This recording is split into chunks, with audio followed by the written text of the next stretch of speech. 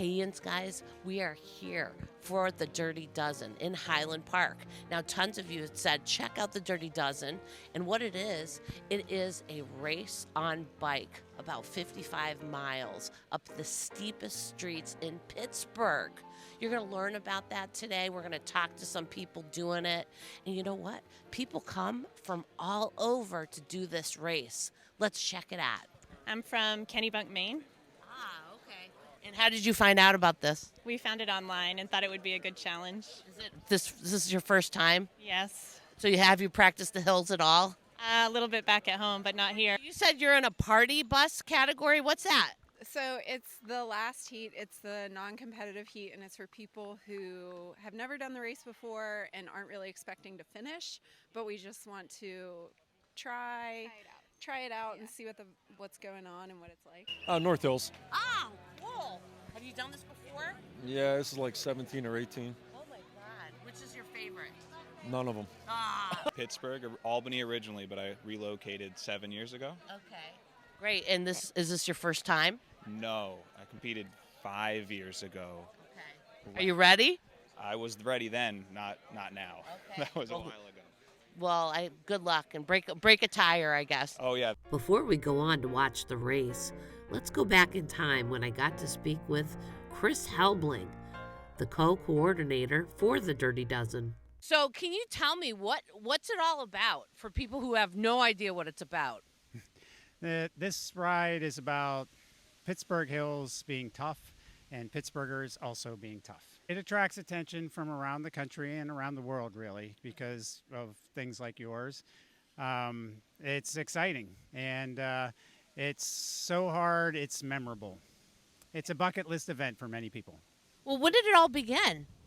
1983, Danny Chu, his brother Tom, Bob Gottlieb, and a few other people who don't come to memory because they didn't finish it. Oh, okay. Sorry if I forgot your names, folks. You know who you are. But those three finished it. They were the first finishers, and it was Saturday, the 17th of December in 1983. Okay. So what's your favorite thing about it? I kind of have a thing for suffering. So it's the 40th anniversary, and it's been done around Thanksgiving, the Saturday after Thanksgiving, for many decades. But recently we switched it to about a month earlier than that, largely because 300, 400 people show up, and some people travel from very far away, California. Lots of people from California love to climb hills. And we don't want to turn them away because we had snow. You can't climb Canton in the snow. Yeah. And then it's not safe in certain conditions to be taking a lot of these folks around town. This is city streets and anything can happen. So we definitely don't want to outdo our safety. How many miles is it in total that you guys do this? So from start back to the start, this year it's going to be about 55 miles. Wow. And the hills. It's not Yes. just 55 flat. We've got those mother. Yes, there's about 6,000 vertical feet of climbing. Oh my God. So that's over a mile. Mm-hmm. That's a lot. 100 feet per mile is known to be a pretty solid day for a cyclist. So if you were going to rate from the hills that you do, which is the hardest and which is the easiest? That varies from person to person and day to day. On the event, I've always had trouble with Suffolk, which is this year the 7th hill. Yep. It's on the north side. It's off of kind of in between Perrysville and East Street. It has a cobbled section at the top on Burgess, so that just makes it a little less fun or more fun, depending on who you are, what kind of sadism you're into. It's very steep and long, and it's just right in the middle of the ride when you've been going hard all day and you're probably just about ready to get a little tired. Yeah. But then other people don't like Barry Holt Eleanor, which is the 12th hill, because it's so late in the day and the top of it is very steep. But they have a lovely neighborhood association that gives us a nice little party up there every year. They're awesome. But what's the easiest, you would think? Not too bad. There are two hills that some people would call the easiest. Christopher tops out at 20%, but it's not horribly long, and it's at the very beginning, so you're kind of fresh. Okay. And then I've always found that High Street is not that hard, partially because the bottom is very shallow. It's sprintable. The steep sections are kind of close together, and it's only maybe 200. I personally went into AFib racing hill number 5. Did an It's ambulance come? I rode the next hill, started Suffolk, rode around town to get closer to my house, and then called the wife. Little sag wagon there. But you'll still keep on doing it.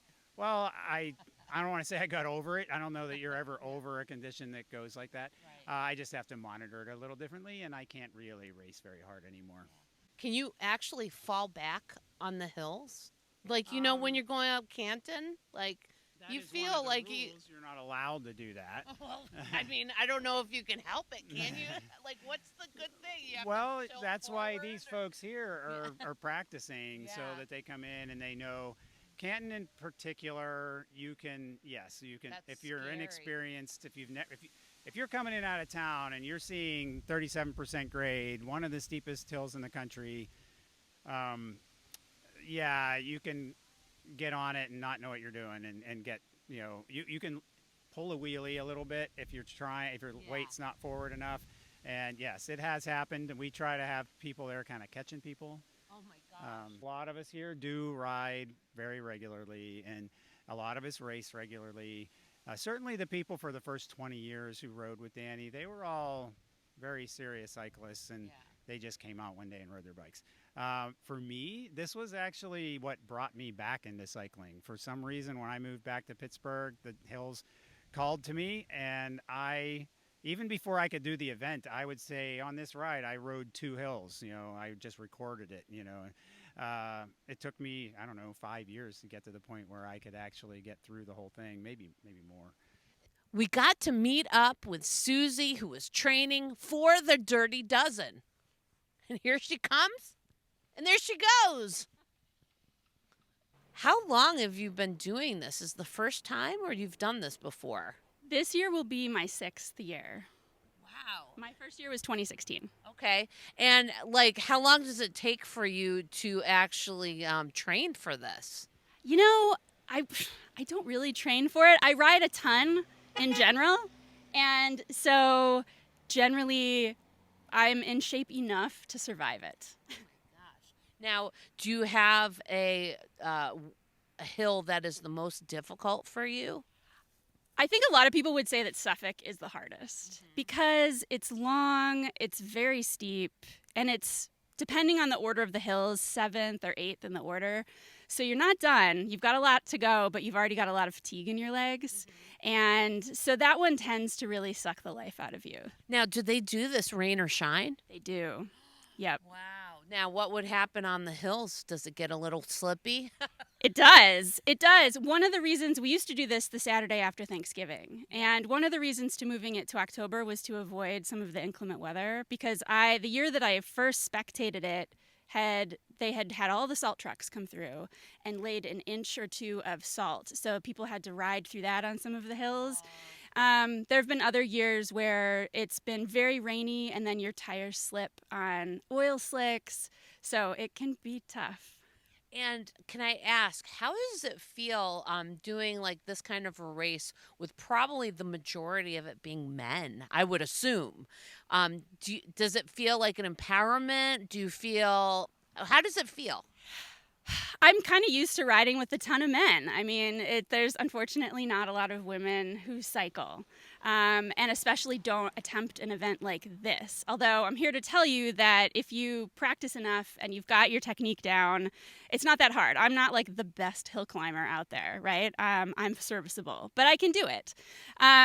It is pretty intimidating. The very first year that I did it, I raced in a heat where they had men and women racers in the same heat. And I found that really difficult because I was one of the last people up every hill because there was, 50 guys and then 6 or 7 of us women. That was hard because there wasn't a lot of time to rest between the heats and I didn't really feel like I belonged. But I will say we did get to one hill that was incredibly steep and I saw a lot of guys falling down and I thought, well, okay, I can at least get up this hill and they can't. So there you go. So if people just fall down, they just get up and... Yeah, so the rules of the Dirty Dozen is to complete it, you need to make it to the top of the hill without putting a foot down. So if you want to complete it, you can go down to the bottom of the hill and try again. The rule is you have to finish within 24 hours. So sometimes people make it all the way to this hill, the very last one, and they put a foot down on one, and so they just drive over to that hill and do it before they go to bed that night. And that still counts.